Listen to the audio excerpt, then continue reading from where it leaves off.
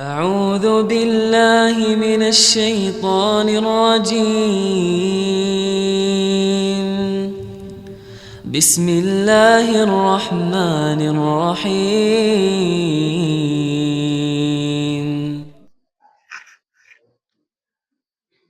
Assalamualaikum warahmatullahi wabarakatuh. Alhamdulillah, innalhamdulillah nahmaduhu wa nasta'inuhu wa nastaghfiruh wa na'udzu billahi min shururi anfusina wa min sayyiati a'malina.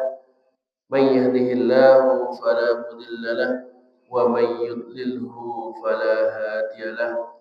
أشهد أن لا إله إلا الله وحده لا شريك له وأشهد أن محمدا عبده ورسوله أما بعد.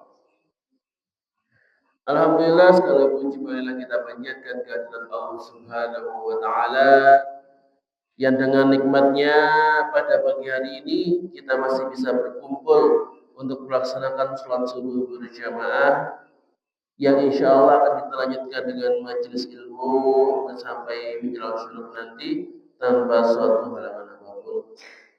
Salawat dan salam tetap kita aturkan kepada junjungan kita, suasana kita, Nabi Muhammad Sallallahu Alaihi Wasallam, pada keluarganya, para sahabatnya, para tabiin, para tabiut tabiin, dan semua kita semua selalu menjadi bagian dari pengikut beliau sampai hari kiamat. Bapak-bapak, ibu-ibu, rahimani wa rahimakumullah. Maka insyaallah pada pagi ini kita akan melanjutkan pembahasan dari kitab Adabul Mufrad, ya, hadis-hadis mengenai adab yang dihimpun oleh Imam Bukhari rahimahullah taala. Kita masih melanjutkan pembahasan bab yang sebelumnya. Di pertemuan kemarin terakhir kita membahas mengenai bab apa yang dikatakan kepada orang sakit. Jadi ketika kita menyinggung orang sakit, apa yang harus dikatakan kepada mereka. Nah, kita masuk ke hadis terakhir dalam bab ini, hadis nomor 527. Dari Nafi' ia berkata, biasanya bila Umar itu menyinggung orang sakit, ia bertanya tentang keadaannya, dan apabila akan meninggalkannya, ia akan berkata, mudah-mudahan Allah menjadikannya kebaikan untukmu. Maka Umar tidak berkata lebih dari itu. Maka dalam hadis ini, Nafi, ini salah seorang sahabat ya, menceritakan tentang Umar. Ya, Umar bin Khattab, bagaimana Umar itu ketika menyenguk orang sakit itu hanya mengucapkan dua hal. Apa? Yang pertama, bertanya mengenai kondisinya. Gimana kabarnya? Gimana sakitnya? Udah mendingan belum? Yang kedua adalah mendoakannya. Semoga Allah menyembuhkanmu, semoga Allah membalas sakitmu dengan kebaikan. Dan tidak lebih dari itu. Maka apakah hadis ini bisa menjadi dalil bahwa selain dari dua tadi tidak boleh mengucapkan apa-apa, nggak boleh ngobrol, nggak boleh basa-basi. Bagaimana? Maka yang pertama, hadis ini derajatnya dhaif. Maka hadis dhaif itu tidak bisa dijadikan sebagai dasar hukum. Kalau hadis dhaif itu hanya bisa menjadi pendukung saja. Jadi misalkan ada hadis yang sudah misalkan hadis dhaif tentang keutamaan berbakti kepada orang tua. Nah, karena sudah ada hadis-hadis yang sahih yang hasan tentang berbakti kepada kedua orang tua, maka hadis dhaif tadi itu boleh diterima. Tapi kalau hadis dhaif itu berdiri sendiri, tidak ada pendukungnya, maka tidak boleh dijadikan sebagai dasar hukum. Apalagi sebagai alasan boleh atau tidaknya melakukan sesuatu. Kalau menjadi dasar hukum, minimal kita memakai hadis yang hasan. Itu sudah paling rendah. Dan kalau kita lihat di hadis-hadis yang lainnya yang lebih kuat, itu Rasulullah SAW sering mencontohkan ketika sakit, itu beliau tidak hanya menanyakan kabar dan tidak hanya mendoakan saja, tapi kadang berbicara tentang hal-hal yang lainnya. Contohnya, pas minggu kemarin kita bahas tentang kisah Sa'ad ya. Bagaimana ketika Nabi Muhammad menjenguk Sa'ad bin Abi Waqqas, maka setelah ngobrol-ngobrol, Sa'ad itu bertanya kepada Nabi tentang hukum warisan. Tentang hukum wasiat. Maka kalau seperti itu, dalil ini maksudnya apa? Maka dalil ini ingin menunjukkan kepada kita. Jadi umat itu ingin mencontohkan bahwa ketika menjenguk orang sakit, ya secukupnya saja. Yang ngobrol boleh, tapi yang ngobrol secukupnya saja. Jangan sampai kita menjenguk orang sakit, kemudian terlalu lama, sehingga mengganggu istirahatnya. Apalagi orang sakitnya yang sudah lemes gitu ya, yang memang butuh banyak istirahat, misalnya orang tipes, ya penyakit-penyakit yang lain yang memang harus banyak tiduran di tempat tidur. Ya sudah, kalau seperti itu kita datang, kabar, doa, selesai, nggak usah lama. Kecuali kalau orang yang sakit itu yang memintanya. Karena kan orang sakit yang nggak terlalu parah, itu pengen ditemani karena nggak bisa kemana-mana. Contohnya orang yang misalnya kakinya patah.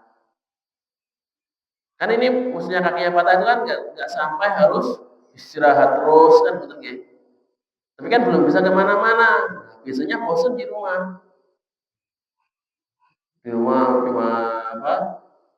nggak ketemu orang, keluarga pada kerja semua. Kan ketika orang datang langsung diajak ngobrol, pengennya lama supaya ada teman berbicara. Maka kalau seperti ini nggak apa-apa, agak lama ketika menjenguk karena memang orang sakitnya yang butuh teman. Tapi kalau misalnya yang sakit itu butuh istirahat, ya butuh tiduran, ya kita nggak usah lama. Nah, selanjutnya kita masuk kepada bab yang berikutnya, yaitu bab apa yang dikatakan orang yang sakit.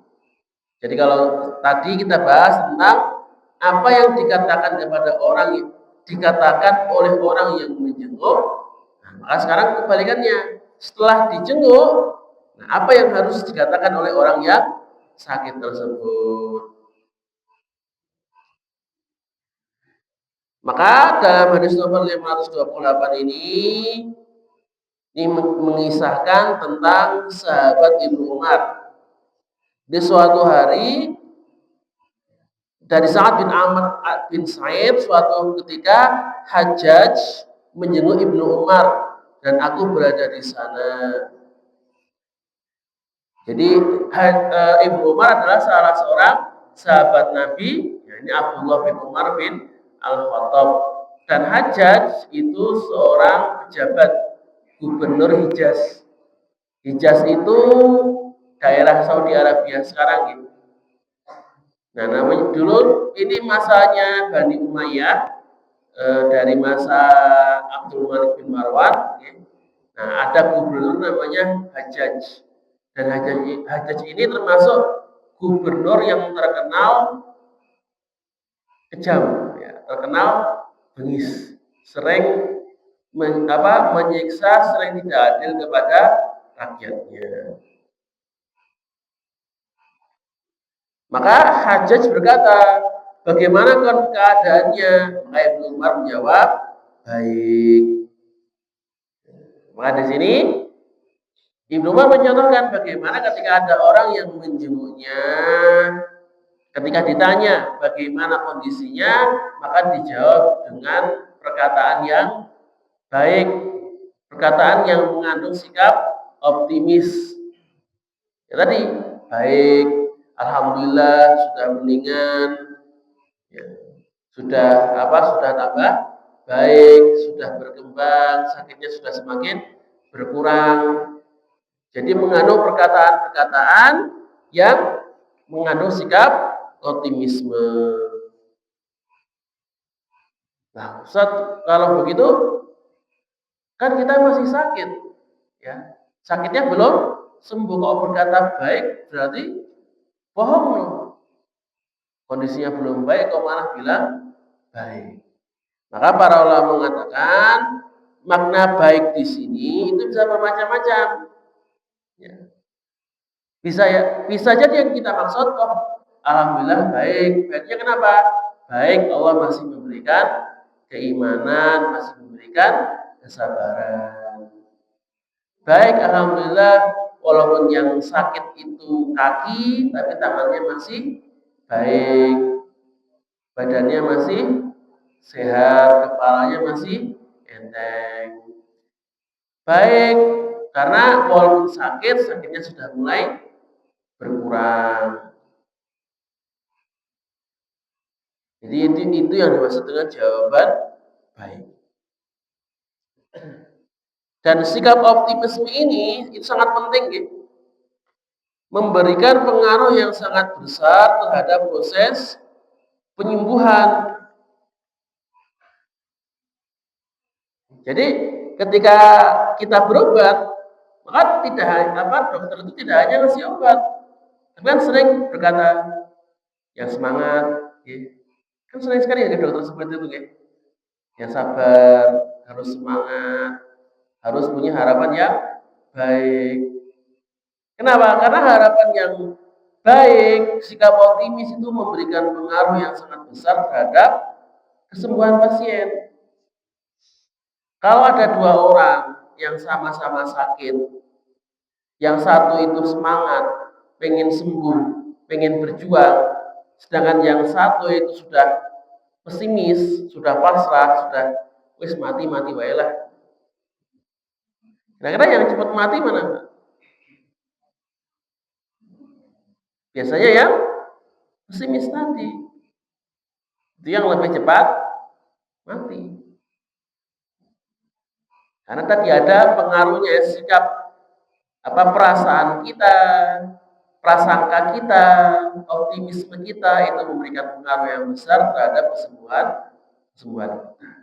Makanya di sini Ibnu Umar mencontohkan, ya, ketika kita sakit, maka selalu mengucapkan alhamdulillah masih baik-baik saja, untuk menunjukkan sikap optimisme kita, menunjukkan keyakinan kita bahwa Allah akan memberikan kita kesembuhan.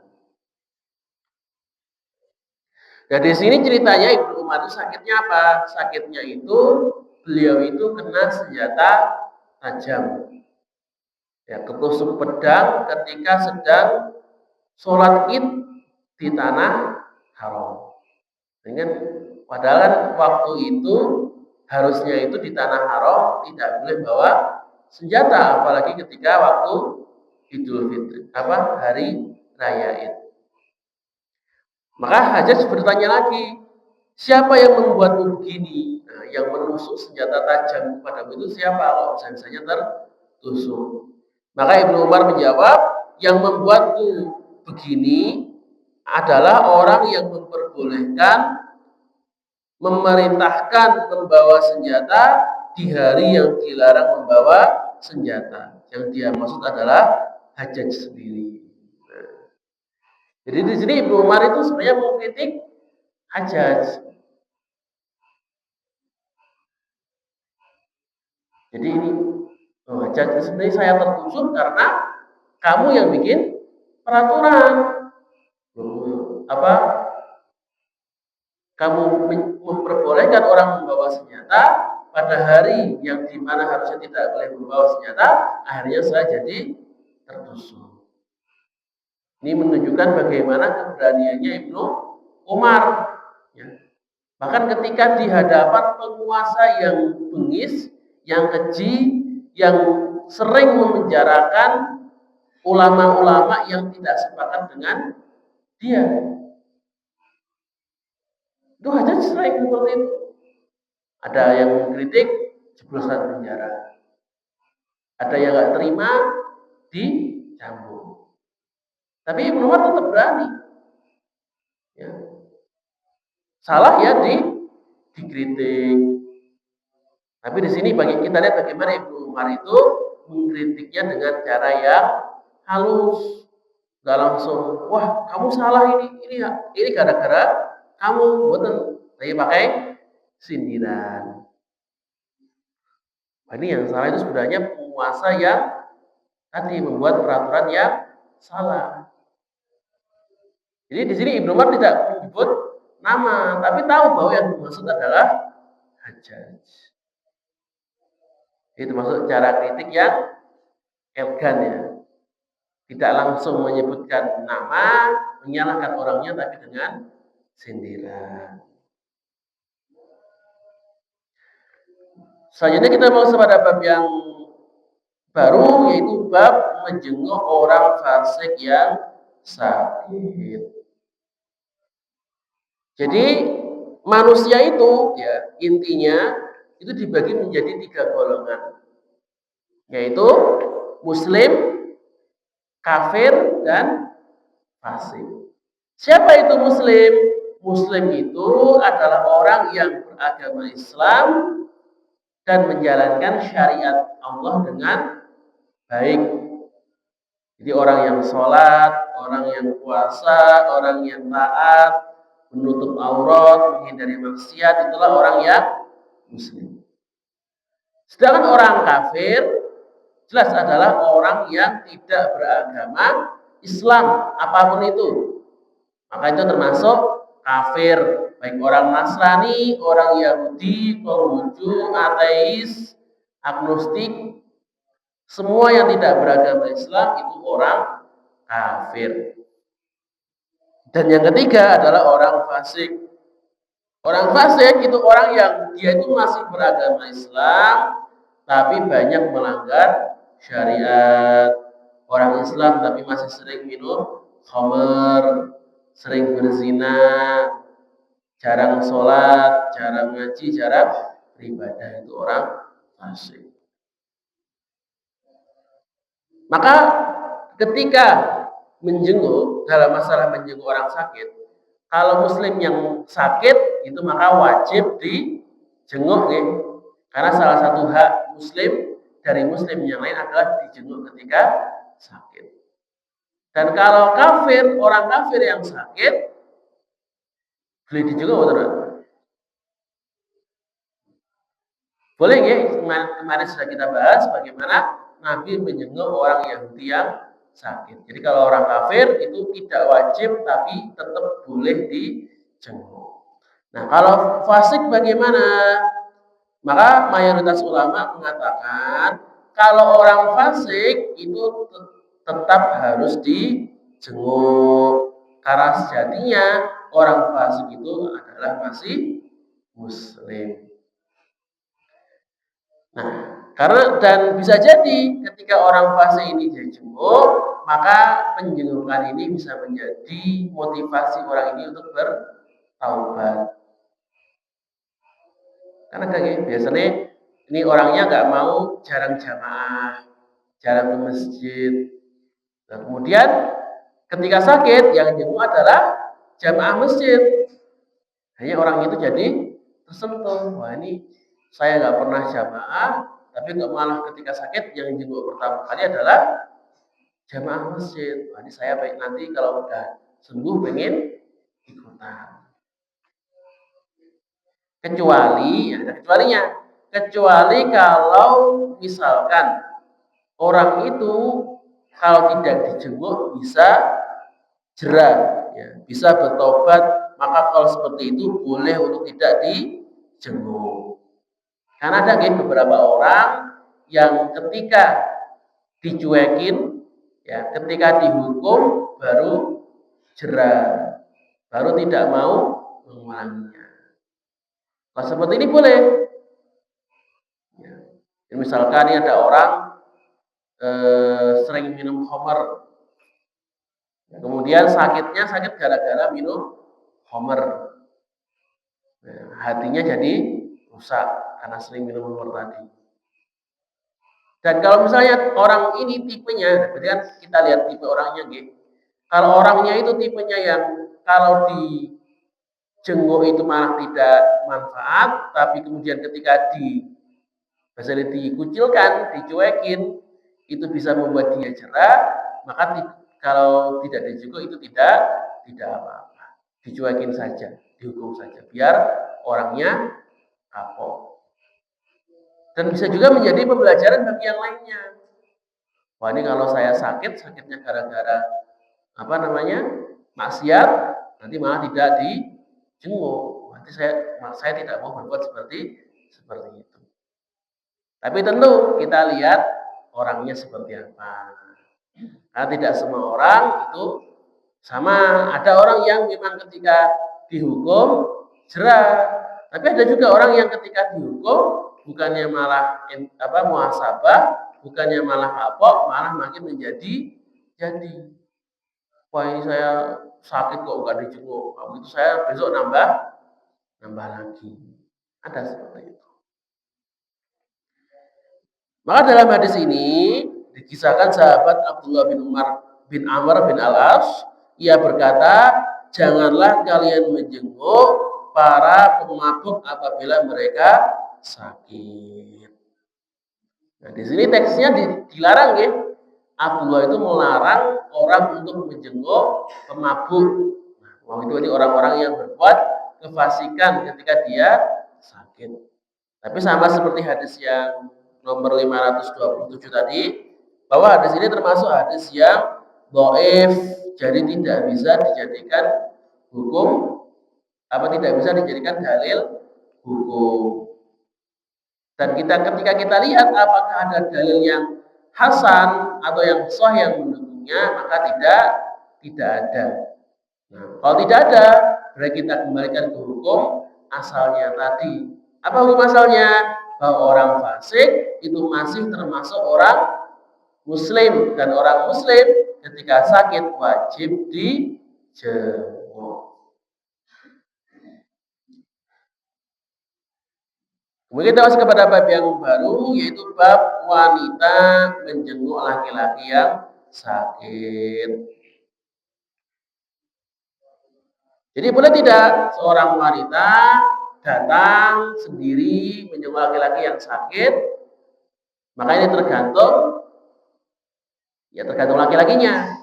Kalau misalkan yang laki-laki ini itu mahram, maka hukumnya boleh.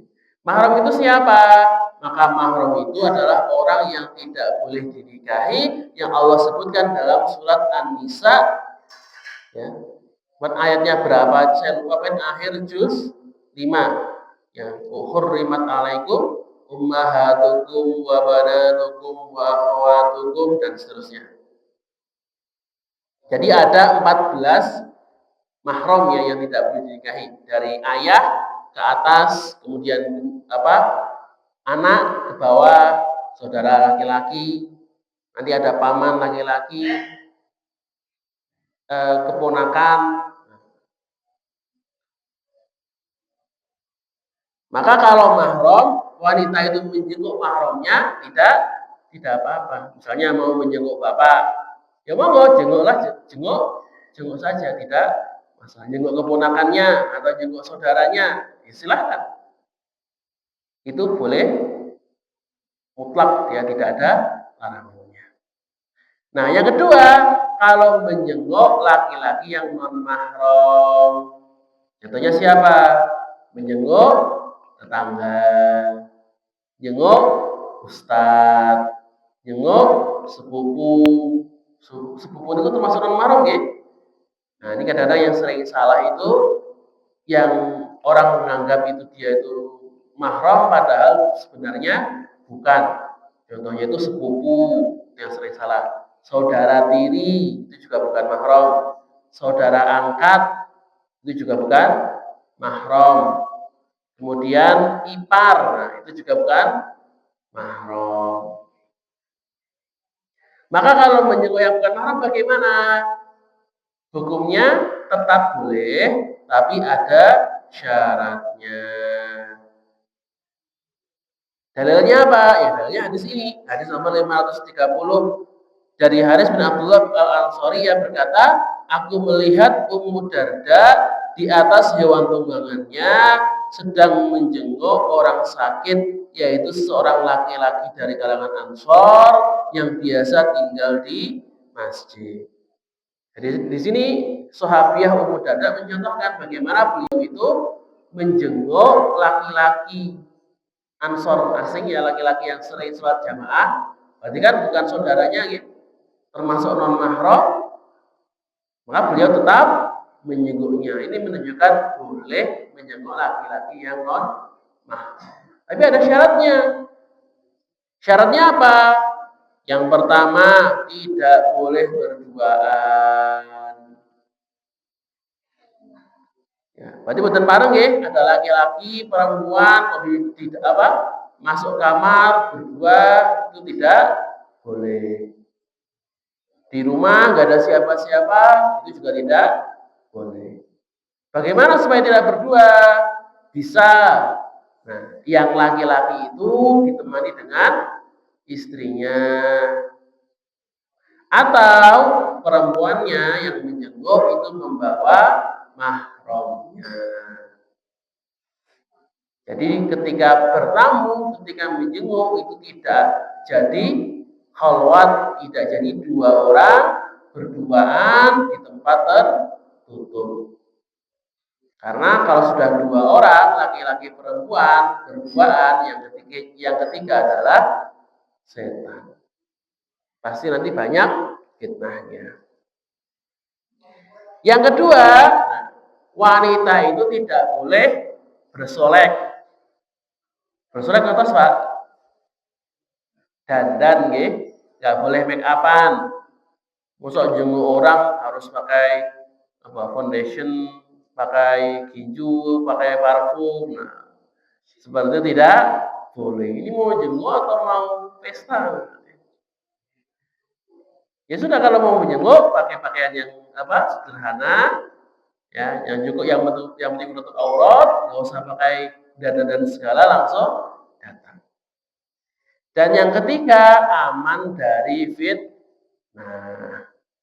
Jangan sampai ketika kita menjenguk malah jadi omongan-omongan baru, jadi gosip. Misalkan nek sing jenguk niku menjenguk mantan suami atau mantan istri itu nggih. Apalagi jenguknya cuma sendiri. Nah, itu nanti kalau memang ketika menjenguk malah bikin fitnah, ya bikin kabar-kabar yang tidak baik, ya mending tidak usah datang. Nah, nanti ada janda mantan istri jenguk mantan suami, wah nanti ada gosip, wah ini kayaknya bakal balik lagi, padahal kan tidak. Nanti bahaya yang seperti ini. Nah, jadi itu nggih. Jadi boleh bagi wanita untuk menjenguk laki-laki yang bukan mahram, tapi tadi ada syaratnya. Syaratnya tidak boleh berduaan, kemudian tidak boleh berdandan, dan aman dari fitnah. Kemudian kita sebab yang selanjutnya, yaitu bab pembesuk tidak boleh melihat yang tidak perlu. Maksudnya apa? Maksudnya di sini adalah larangan bagi orang yang menjenguk orang sakit untuk jalatan. Jalatan apa sih? Melihat-lihat, ya, matanya itu melirik sana kemari, dilihatin semuanya. Bahkan mohon maaf, ada yang sampai buka lemari, ya masuk buka lemari, kemudian kadang ada yang Alhamdulillah itu sampai jelajah rumah atau main kemudian lihat dapurnya gimana, lihat kamarnya gimana, ruang tamunya diintip gimana keadaannya. Maka seperti ini termasuk perbuatan atau adab yang tidak boleh. Jadi kalau misalnya kita menjenguk orang sakit, ya sudah, cukup berkomunikasi dengan orang yang sakit, tidak perlu melirik ke sana kemari. Dan ini juga berlaku ketika kita bertamu. Jadi ketika kita bertamu, tadi boten parang, tangannya nggak boleh gerak sana kemari, matanya nggak boleh lirik sana kemari. Bahkan saking boten parenge ya ngintip-ngintip di rumah tetangga, Rasulullah itu menyuruh kita ketika mengetuk pintu itu boten pareng berdiri di pintunya, Pak. Jadi misalnya pintu, ketuk assalamualaikum, itu nggak boleh langsung berdiri tepat di pintunya, tapi geser ke kanan atau ke kiri. Jadi misalnya pintunya di sini, ya di sini. Kita agak berbalik, ketuk assalamualaikum, menghadap ke luar, jangan menghadap ke dalam. Kenapa? Supaya nanti jangan sampai ketika penghuninya itu buka pintu, kita melihat kondisi di dalam rumahnya. Karena kan belum dipersilakan masuk.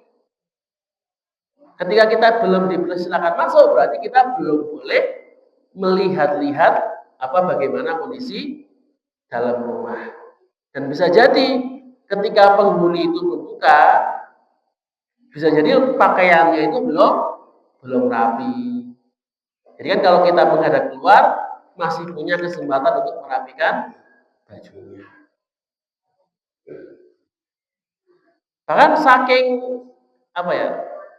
saking ketatnya larangan ini, Rasulullah pernah bersabda, kalau seandainya ada orang yang ngintip-ngintip rumah tetangga, ya, yang suka ngelongok-ngelongok, kemudian pemilik rumahnya itu nggak ikhlas dan orang yang ngintip ini dilempari batu, maka apa kata Rasulullah? Yang melempari itu tidak berdosa. Jadi benar-benar ini menunjukkan bagaimana larangan untuk ngintip-ngintip, untuk nengok-nengok rumah orang. Dan di hadis ini dikisahkan dari Abdullah bin Al-Hubail, ia berkata, Abdullah bin Mas'ud itu telah menjenguk orang sakit bersama orang-orang di rumah yang di dalamnya terdapat seorang wanita. Nah, salah seorang di antara orang-orang itu melihat wanita itu.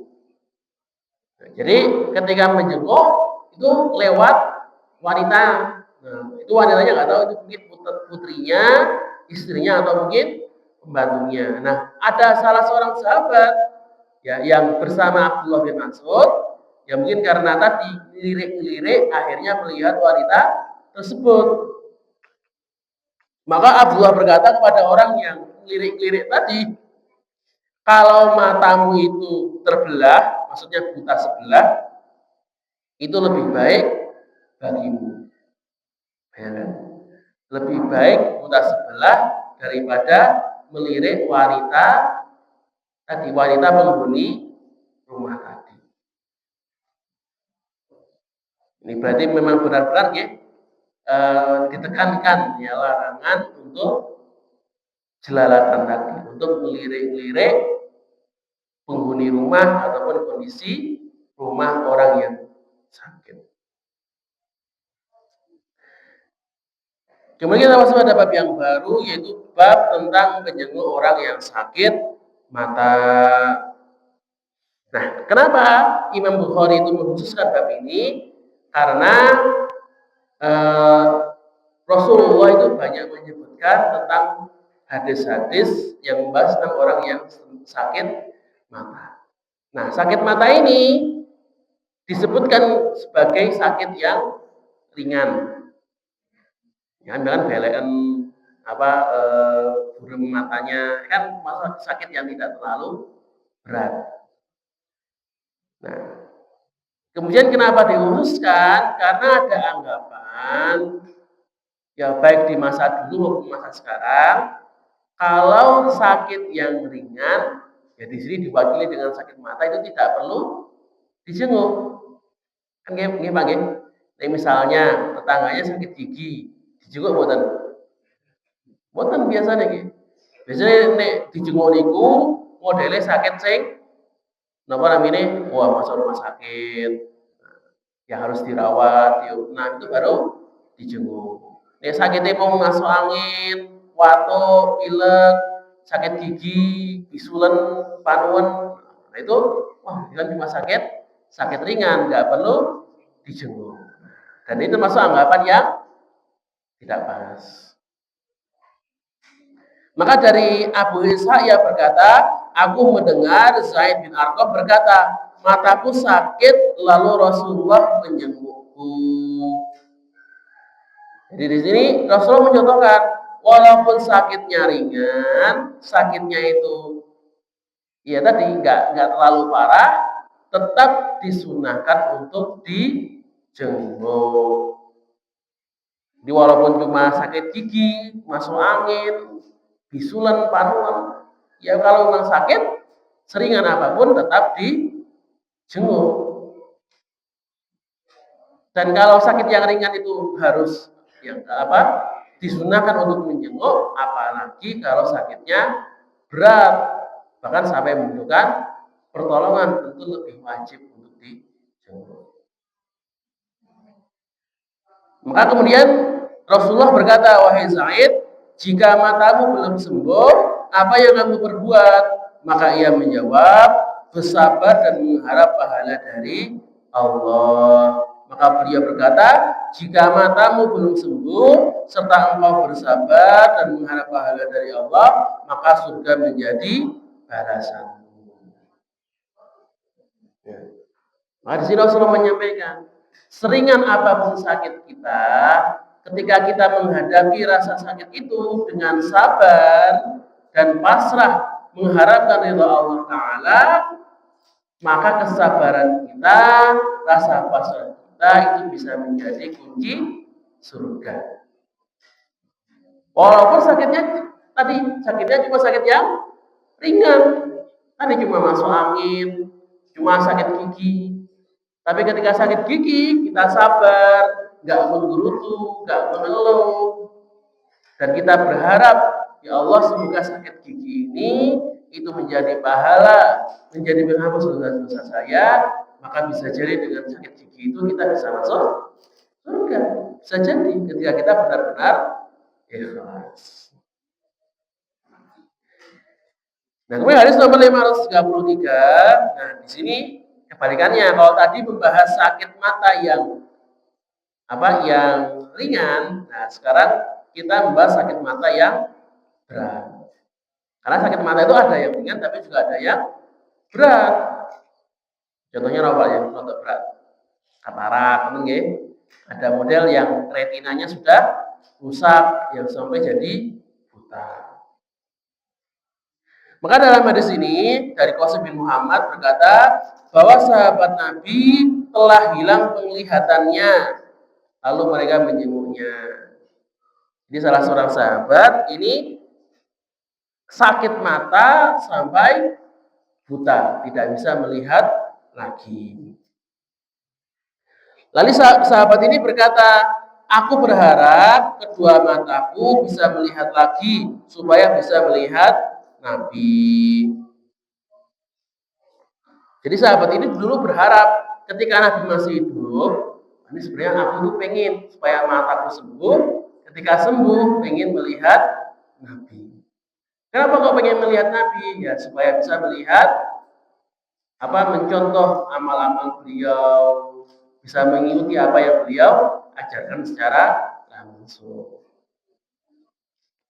Namun ketika beliau sudah meninggal, maka demi Allah tidak lagi mengembirakanku karena dengannya aku bisa melihat kijang kubalah. Maksudnya ketika Nabi sudah meninggal, maka sahabat ini tidak terlalu pengen yang matanya itu sembuh. Bahkan beliau mengatakan seandainya Allah itu menyembuhkan mataku dan aku itu bisa melihat kijang kubalah. Kijang Tubala itu merupakan kijang yang bagus ya, kijang yang indah di salah satu daerah. Maka itu tidak lagi membuatku bahagia. Maka maksud hadis di sini itu bukan berarti sahabat ini meremehkan kenikmatan mata. Tidak sama sekali. Tapi apa? Beliau ingin mengajarkan kepada kita bahwa nikmat melihat itu adalah kenikmatan yang luar biasa ketika dimanfaatkan untuk melihat hal-hal yang baik. Maka beliau gembira kalau bisa melihat Nabi. Karena dengan melihat Nabi bisa beribadah dengan baik. Tapi beliau tidak gembira ketika melihat hal-hal yang duniawi saja. Maka di sini mengingatkan kepada kita bahwa memang kenikmatan mata adalah kenikmatan yang luar biasa. Tapi kalau misalnya kenikmatan mata ini cuma untuk memuaskan nafsu dunia kita, ya buat apa? Buat apa punya mata tapi melihat hal-hal yang sia-sia, apalagi hal-hal yang berdosa. Nah, sahabat ini mencontohkan bagaimana walaupun dia bisa melihat dia bisa melihat kenikmatan dunia, maka tidak ada yang lebih menggembirakannya, lebih membuat dia bahagia kecuali ketika dia bisa menggunakan matanya untuk melihat hal-hal yang diridhai oleh Allah Ta'ala. Dan hadis ini ditekankan di hadis nomor 534 dari Anas, ia berkata, aku mendengar Nabi Shallallahu Alaihi Wasallam bersabda, Allah berkata. Nah, ini berarti kan kalau hadis dengan Allah berkata, berarti hadis apa namanya? Kalau ada hadis yang dalamnya ada Allah berkata, itu namanya hadis qudsi. Hadis yang Nabi riwayatkan dari Allah. Allah menyampaikan kepada Nabi, kemudian Nabi menyampaikan dengan kata-katanya sendiri. Maka Allah berfirman, jika aku menguji hamba dengan kedua matanya, lalu ia bersabar, maka aku menggantikannya dengan surga. Jadi ketika Allah menguji penglihatan seorang hamba dengan mengambil penglihatannya, kemudian hamba ini sabar, tidak menggerutu dan pasrah kepada Allah, maka balasannya adalah surga. Maka inilah ya dahsyatnya dari kesabaran. Maka ketika kita ditimpa musibah, kita kehilangan sesuatu, itu kalau tidak bisa sabar, itu ruginya double, Pak. Ya, musibahnya jadi double. Kenapa? Karena sudah kehilangan dunia, dan karena kita tidak sabar, kehilangan pahala. Dan kalau kita tidak sabar, itu kan tidak ada pengaruhnya, ya. Kita ditimpa musibah, kemudian kita marah-marah, kita menggerutu, kita nangis-nangis, itu kan tidak membuat musibah itu hilang. Tapi ketika kita bersabar, kita pasrah, maka akan mendapatkan dua keutamaan. Keutamaan di dunia, kesabaran itu bisa meringankan penderitaan kita, membuat kita itu lebih bahagia.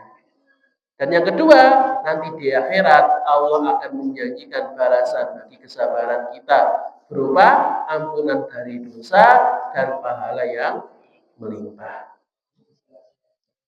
Dan ini ditegaskan lagi di hadis selanjutnya nomor 535 dari Abu Umamah bahwa Nabi Shallallahu Alaihi Wasallam bersabda, Allah berfirman di sama-sama hadis qudsi, wahai anak Adam, jika aku cabut kedua matamu atau penglihatanmu, lalu engkau bersabar dan pasrah mengharap pahala dariku, maka aku tidak akan membalasmu kecuali surga. Maka di sini ditekankan, kalau kita mau mendapatkan surga karena musibah kita, berarti harus melakukan dua hal.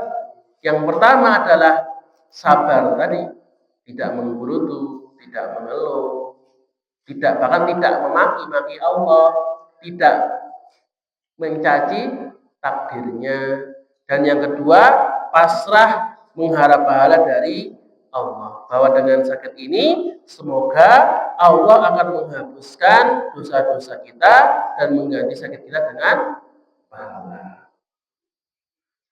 Dan kenapa di sini Allah mengkhususkan musibah mata? Kenapa Allah menyebutkan ketika Allah mencabut penglihatannya? Karena penglihatan itu termasuk nikmat yang paling berharga. Karena penglihatan adalah salah satu indera yang paling penting. Karena semua informasi itu umumnya datang dari mata. Coba, ketika kita beraktivitas, mayoritas informasi itu kita lihat dari penglihatan kita. Sedikit dari telinga kita dan lebih sedikit dari raba perasa kita. Jadi paling banyak itu dari mata. Maka ketika orang yang kehilangan penglihatan, itu dampaknya lebih besar dibandingkan dengan kehilangan indera yang lain. Betul percaya coba praktek Pak, mau nyoba. Kita pejamkan mata kita, kemudian kita jalan. Dibandingkan dengan kita tutup telinga kita dan kita jalan. Kira-kira yang lebih susah yang mana, Pak? Yang ketiga menutup mata. Karena tadi informasi itu umumnya kita terima dari mata. Makanya kalau kehilangan penglihatannya, apalagi dua-duanya, jadi buta secara total, itu adalah musibah yang sangat besar. Makanya banyak sekali kalau orang kehilangan penglihatan, jadi depresi, jadi sedih luar biasa. Tapi kalau tadi dia bisa sabar, dia bisa menerima, tidak menggerutu, tidak mengeluh, makanya Allah akan memberikan balasan surga kepadanya karena kesabarannya yang luar biasa. Insyaallah rahimani wa rahimakumullah. Semoga sudah selesai hadis ini kita bahas. Nanti insyaallah kita akan lanjutkan di pertemuan berikutnya.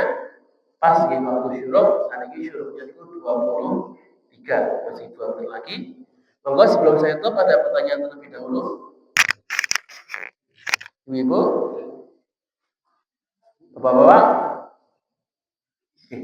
Kalau tidak ada, saya cukup sampai di sini.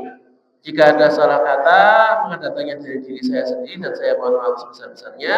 Dan jika ada kebenaran, maka datangnya dari Allah Subhanahu wa taala dan semoga kebenaran ini bisa kita terapkan dalam hidup kita sehari-hari. Billahi taufiq wal hidayah, nurul ulama yustur mustabil khairat. Subhana rabbika rabbil izzati amma yasifun wa salamun alal mursalin walhamdulillahi rabbil alamin. Assalamualaikum warahmatullahi wabarakatuh.